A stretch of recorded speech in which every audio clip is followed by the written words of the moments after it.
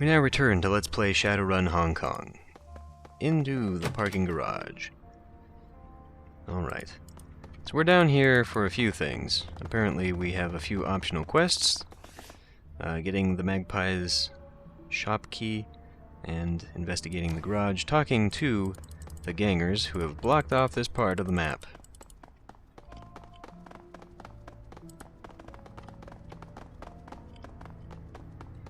Red Spear Ganger. That's far enough, guy. The woman hefts her weapon, tossing a nod toward the gangers behind her.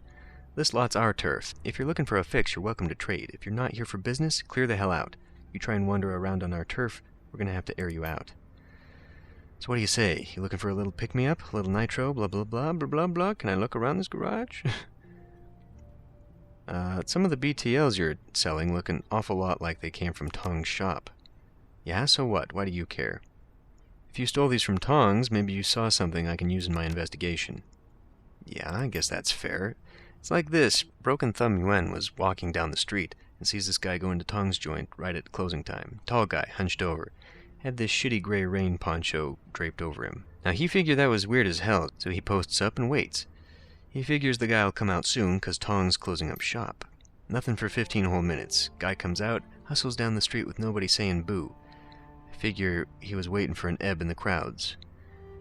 Yuan sees some blood smeared on the door, though, so he goes to check it out. Inside, total carnage. But you know what? Tong's not going to be using his gear anymore, so to hell with it. Yuan jacks the lot of it. It's pretty cold. So sleeping in the streets, or going hungry, or selling BTLs. It's the life we've got. That's the way it is. What happened in the fight here? As far as I know, some police showed up looking for somebody. They got in here, all of them got killed. Whoever they were after was long gone by the time we showed up. Used to be a lot of Wampoans living here. They all cleared out, muttering about ghosts and shit like that. Have you heard anything else about the murders? Nothing much. Tell you what, though, I've got a guy named Kang, and he was down in the storm drain system last week. Something was moving down there. Big, too, man-sized, but it wasn't speaking any language Kang understood. Kid beat feet back here as fast as he could. Dumbass dropped his storm drain key on the way out, though. You want to go looking for whatever it was, you'll have to get a new key from somebody else. King stole his from a city worker. Who else might have a key to the storm drains? There's a guy named Porter Lamb who's got keys to pretty much everything, okay? I'll go talk to him. Can I look around your garage? Man, are you deaf? Yeah, alright, fine. I was hoping we're gonna make this easy.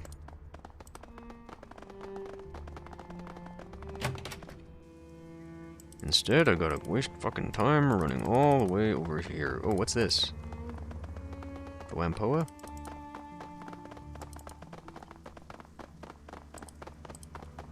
Porter Lamb. I didn't want to go in here. I wanted to talk to Porter Lamb. Do you have a key to the storm drain? Sure, why do you ask? Following up a lead on the killer. In that case, take the damn key. You'll have to forgive me if I don't want to go down there with you. What can you tell me about Elder Magpie? That she was a bitch? That I've never met anyone as deliberately contrary as her? Why was she so contrary? It's just her nature. She loved fights and gossip. Alright, fine. So where is... There we are. The storm drain.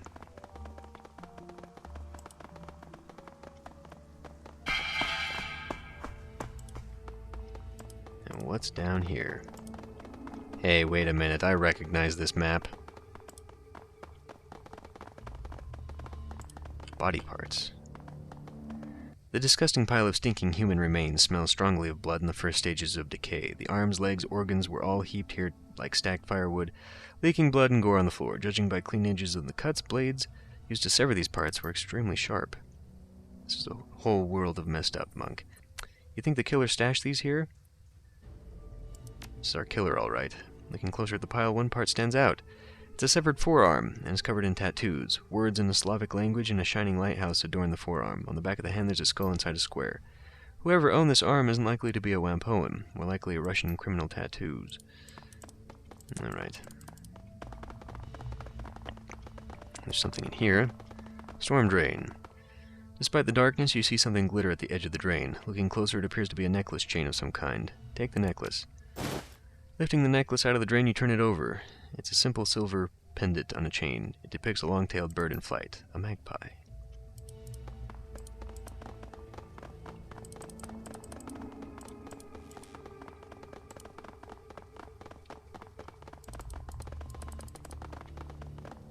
Okay, can't go that way.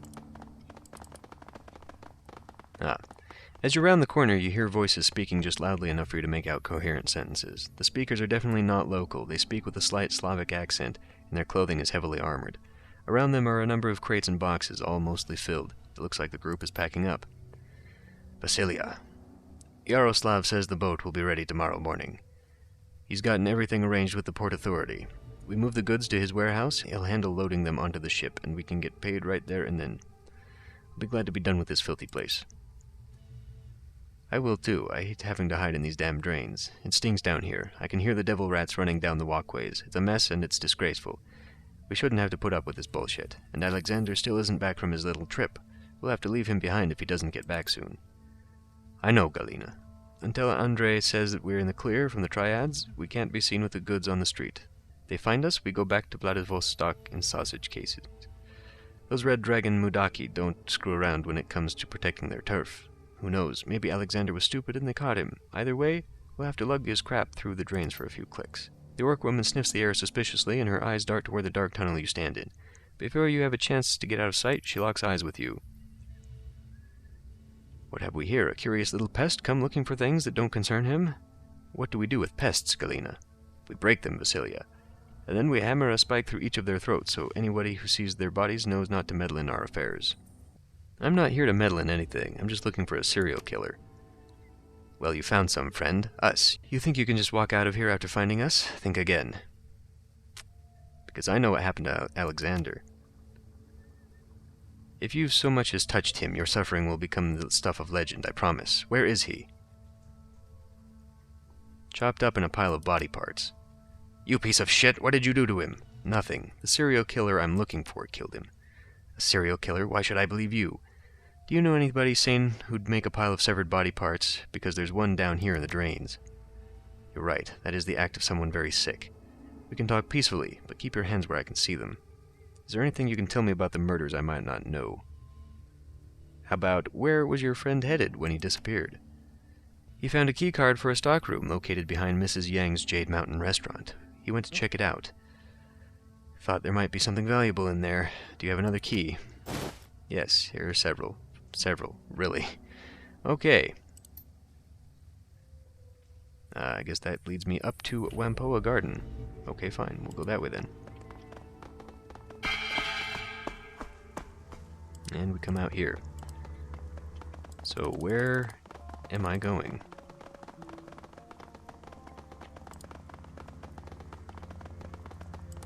Magpie's stockroom.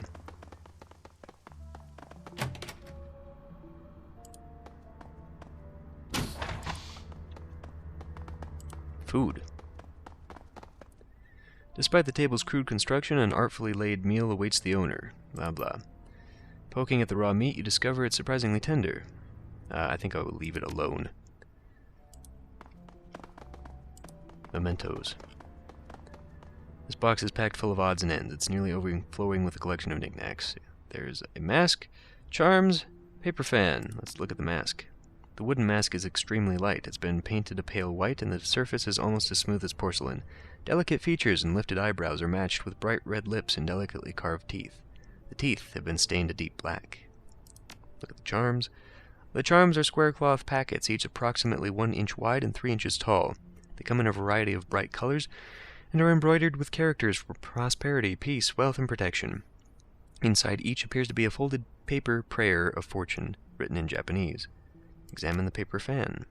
Unfolding the fan, you tilt it up toward the light to examine it. The image depicts an East Asian city from the 19th century or earlier. Curved roofs at sunset beside a deep blue river. 2 ships sail down the river, which is in turn spanned by a long wooden bridge.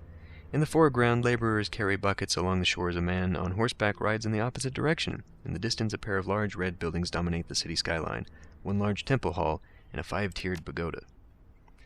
As you step away from the box, you hear a slight click in the distance, the sound of the door's latch shutting. You are no longer alone in the stockroom.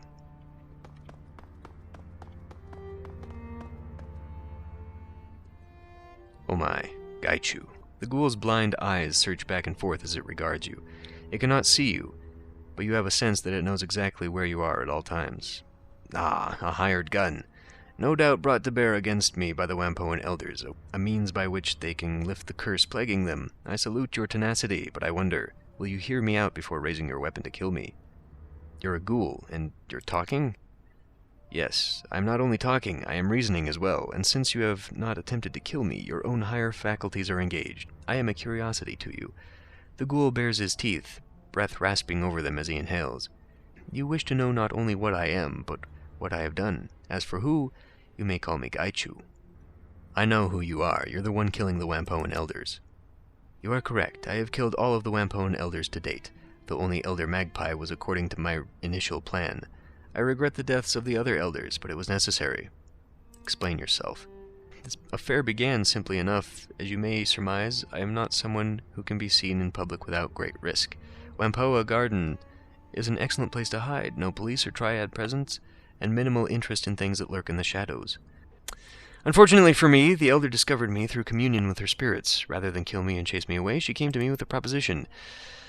She and the other elders were having problems with one of their number, an elder named Magpie. I was offered payment to dispose of Magpie, and I accepted. Why the hell are we talking to this thing, monk? It's a goddamn ghoul, and you know what they're like. Really? What, pray tell, am I like?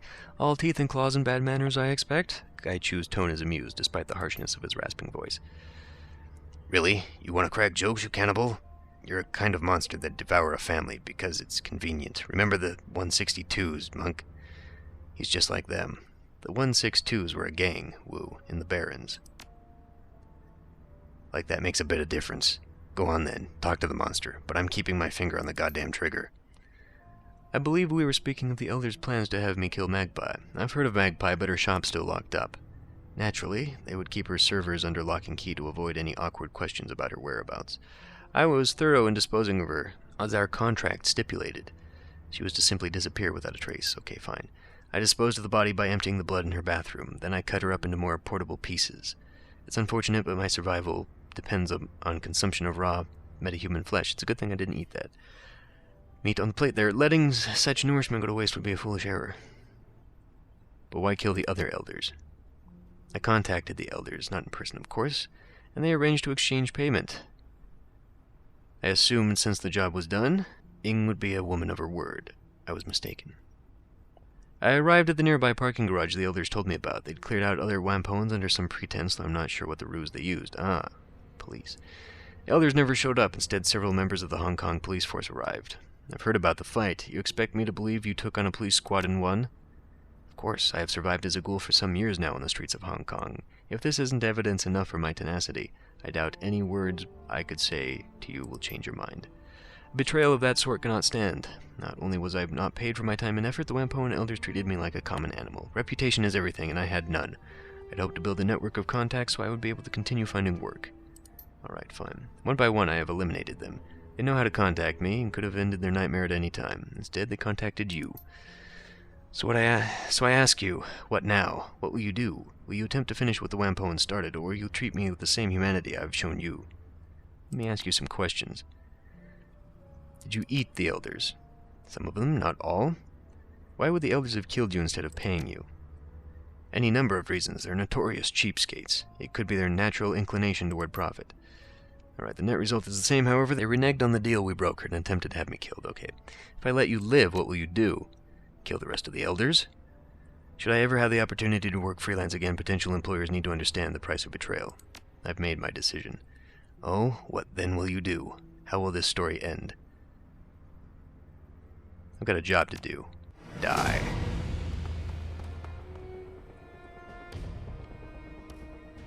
I mean, it's nothing personal, but, I really need to kill him.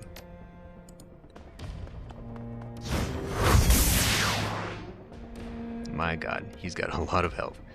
So, can I get... I can get, like, right here and just shoot him, right? She'd be better off, actually, if I... Well, maybe not. Alright, let's get you here so you can shoot him in the back, fine. Still only a 70... You gotta be kidding me with that.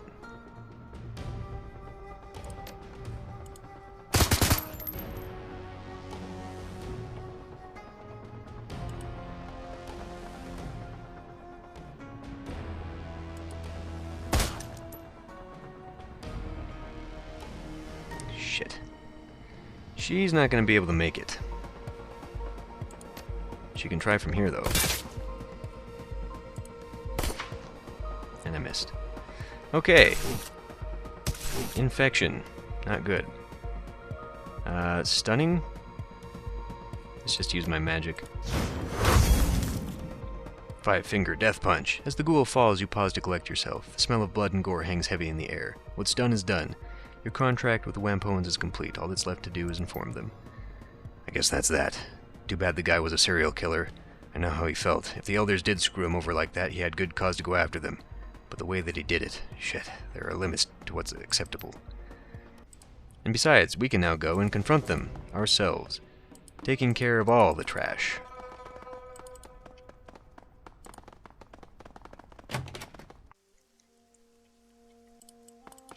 We still need to be down here, though. Where, really? I don't have access to those missions anymore? Ah.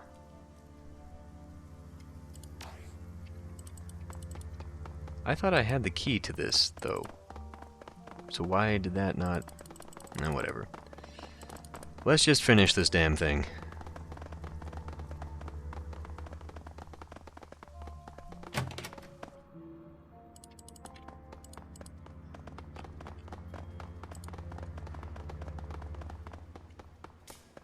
They all seem ready to attack me. Welcome back, my friend. What news do you have for us? I found your killer. He's dead. Excellent. We can sleep soundly for once, without looking over our shoulders. We are in your debt. About that, he told me a pretty interesting story before I killed him. I'm certain the killer would have said anything to shift blame. Perhaps we can compensate you a little extra for your trouble. Thanks very much. I'd like that. We'll be very happy to add a little extra to your fee for all the hard work you've done, and of course the discretion for which you're known.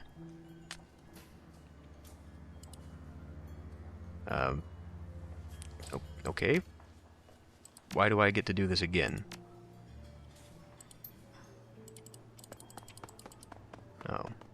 I thought I was going to get a chance here to mess some stuff up. Show me what you got for sale. You're a Matrix dude. Oh, well, I could totally get more programs here. I don't really have any money for this, though. Okay, well, damn. I was hoping we'd get to have a fight here with the elders.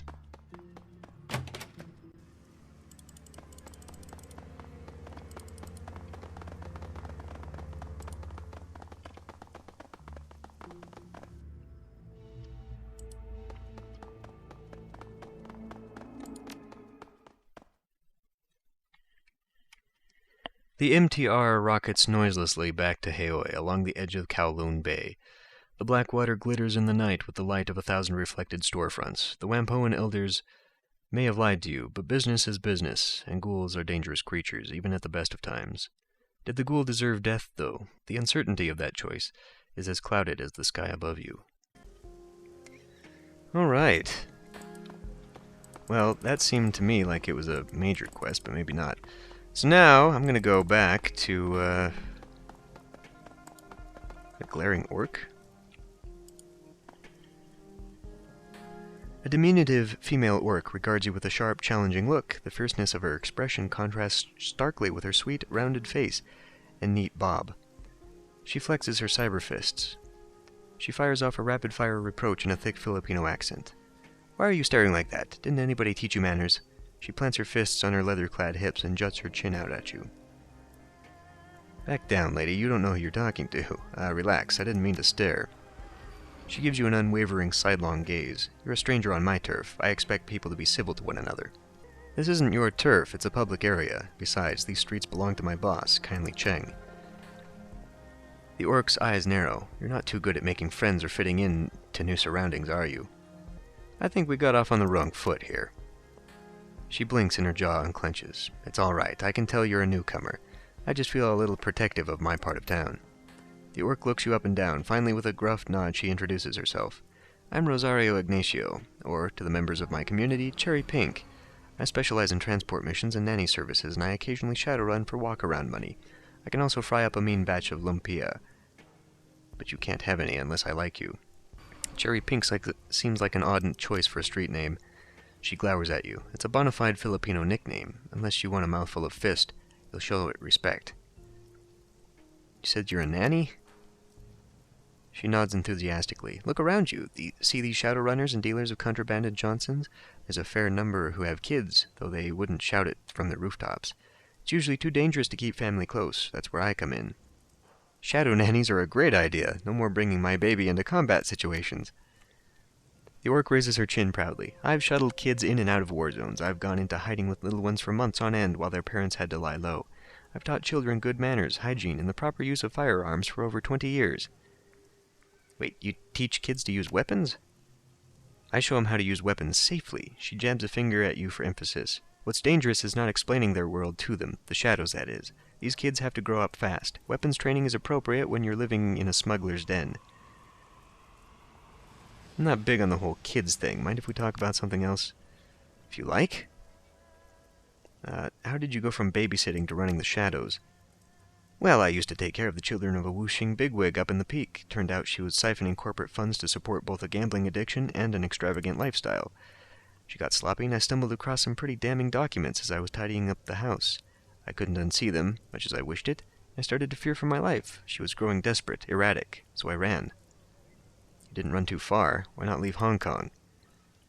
I couldn't go back to Manila because of those JIS scumbags, but there's always been a large community of Filipinos in the shadows. I sought them out. How'd you get your cyberware? There's always been a large community of Filipinos in the shadows. I reached out, and they all pitched in to set me up as a Shadowrunner. Now, whenever I land a good gig, I give most of my earnings away, giving back to the community. Do you ever have regrets about leaving your old life behind? I'm not sentimental about my old post, if that's what you mean. But on Sundays, my only day off, I used to go and sit with the other nannies and housekeepers. We'd bring pieces of cardboard so we could sit on the ground in the shade under bridges. We'd gossip, eat lumpia, and rice cake. Nothing special. But I don't belong to that world anymore. I couldn't risk word getting back to my old employer. I miss my old friends, though. Let's talk about something else. Like, I should go away. Be on your way, then. Okay, fun. I'm sure developing a relationship with her would give me something. Right now, I'm more interested in getting my rewards. Speaking of rewards, we have some things here before we go into there. Territoriality, gain rat, totem, destroy spirit. Invocation does 99 damage to any hostile spirit. That could be useful. Or, I can steal control of spirits that have been summoned by enemy shamans. That's even better.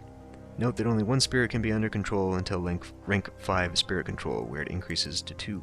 I think that's a little bit more handy. Sabotage. Gains a pistol ability that increases accuracy by 30%, critical chance by a small amount for one shot. Not sure why that is called sabotage. Espionage. Computer marks weak points on in opponent's armors. Mark target ability. Now it reduces target armor by 1. This sounds better. Lethal force. Assault rifle ability. 99% chance to hit an enemy who has less than 25% damage. For 25% HP, 2 damage. Okay, great. Crowd control. Subdue ability. Oh. You've already got that though, right? Reduces from 3 rounds to 2. Oh, well let's take a new one then. Predator. Gains auto shotgun attachment. Does an additional 2 damage at the cost of minus 5% accuracy. Be good in a close range. Or the Mangler. Mounted saw blade. Ooh. Critical chance is greatly boosted. Well, I've mostly used him for range, so let's continue with range. Confirm all. Okay. Now we can go.